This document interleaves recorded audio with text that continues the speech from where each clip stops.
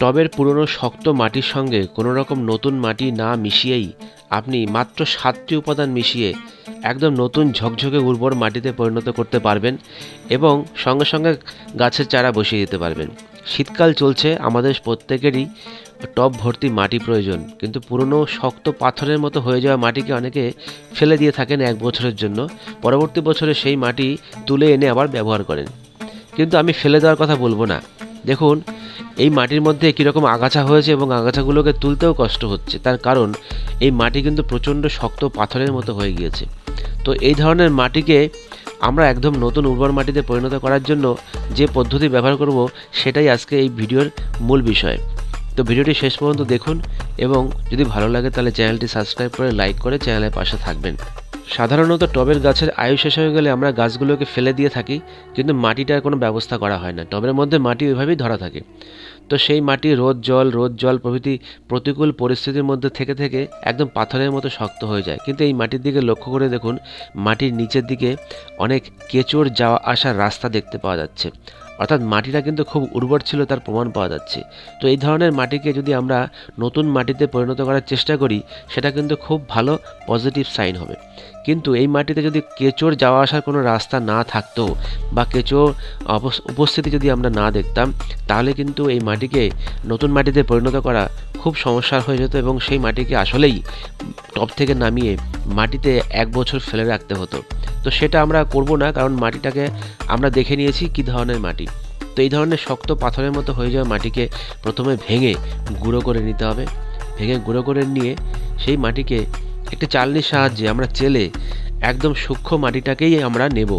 আর চালার পরে যে পাথরের মতো শক্ত শক্ত অংশগুলো, সেগুলোকে আমরা অন্য কাজের জন্য রেখে দেব। তো এর সঙ্গে আমরা এই ধরনের মাটির সঙ্গে আমরা মোট 7খানা উপাদান মেশাবো। 7খানা উপাদান মিশিয়ে আমরা খুব সহজেই এই মাটিটাকে একদম নতুন ঝাঁ চকচকে মাটিতে পরিণত করব এবং সঙ্গে সঙ্গে আমরা এর মধ্যে ডালিয়া, চন্দ্রমল্লিকা, ডায়ান্থাস, এমনকি ছোট ছোট ফলের গাছও এর মধ্যে বসাতে পারবো। তো চলুন দেখে নিই আমরা এই মাটির মধ্যে কি কি মেশাচ্ছি।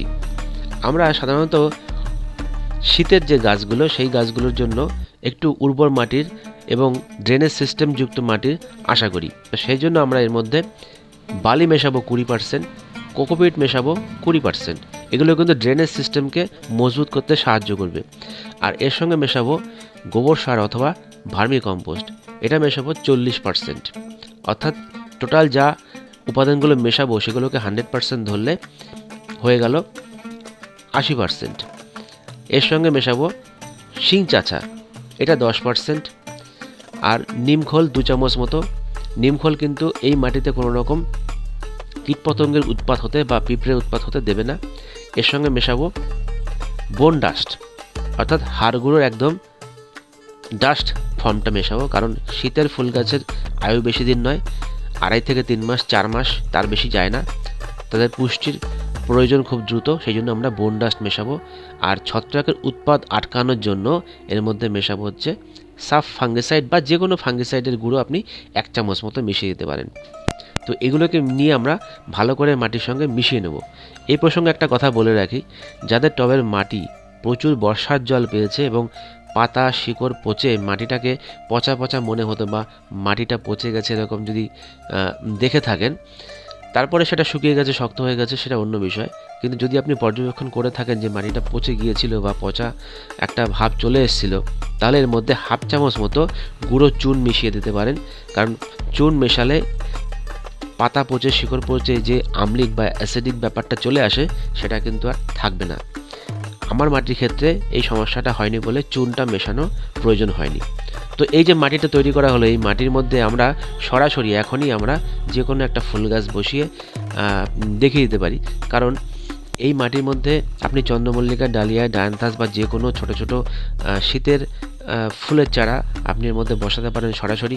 ড্রেনেজ সিস্টেমটাকে কিন্তু আমরা টবের নিচের দিকে ঠিকঠাক রাখবো, সেজন্য কিছু হাড়ি ভাঙার টুকরো উল্টো করে দিয়ে তারপরে কোকোপিট বিছিয়ে দেওয়া হয়েছে।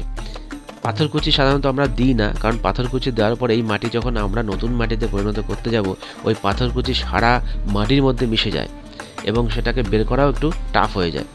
তো কোকোপিট দিয়ে ড্রেনেজ সিস্টেমটাকে ঠিকঠাক রেখে এই মাটির মধ্যেই আমরা যে কোনো ধরনের গাছ বসিয়ে দেবো। দেখুন আমি এখানে একটি জায়ান্ট চন্দ্রমল্লিকার চারা বসিয়ে দিচ্ছি। ওই চারাটা একটু বড় হয়ে গেছে, কারণ বেশ কয়েকদিন ঘরে রাখা ছিল। এই চারাটাকে আমরা বসিয়ে আমরা দেখব এর পরবর্তী সময় এই মাটিতে আমরা কীরকম রেজাল্ট পেলাম। সেই জন্য আমরা চারাটা সরাসরি বসিয়ে দেখাচ্ছি। নেক্সট জানুয়ারির শেষের দিকে যখন ফুলটা আসবে তখন আমরা এই টবটা নিয়ে আপনাদের দেখিয়ে দিতে পারবো যে এর রেজাল্টটা আমরা কেমন পেয়েছি। সাধারণত এই মাটির ড্রেনেজ সিস্টেম ভালো হওয়ার জন্য এই মাটিতে প্রচুর জল দিলেও বা ঘন ঘন বর্ষা হলেও কিন্তু কোনো সমস্যা নেই, ঠিকঠাকভাবে আমরা ফুল পাবো বা ফল পাবো। তো দর্শক, ভিডিওটি ভালো লাগলে চ্যানেলটি সাবস্ক্রাইব করে লাইক করে চ্যানেলের পাশে থাকবেন। ভিডিওটি শেষ পর্যন্ত দেখার জন্য ধন্যবাদ।